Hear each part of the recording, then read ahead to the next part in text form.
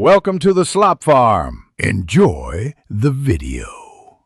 You're starting by removing the top coat and loosening edges. File down the shiny layer so acetone penetrates. Pour pure acetone into a small bowl and have cotton pads and foil ready. If you prefer, use pre-cut foil wraps. Soak cotton in acetone, place it on the nail, and wrap tightly with foil to trap heat. This concentrates the solvent.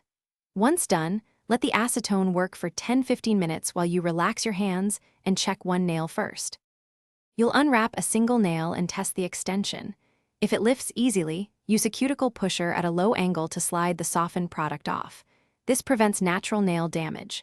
Make small, controlled strokes and re-soak for another 5 minutes on tough spots. Repeat rather than forcing.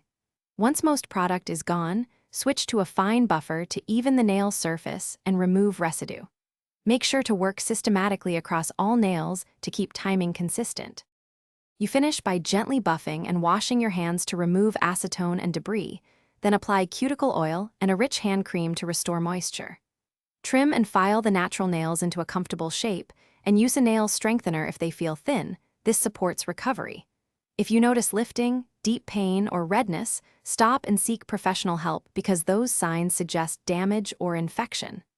One troubleshooting tip: if product won't budge, re-soak rather than forcing. Thanks for watching. Consider subscribing if we helped you today.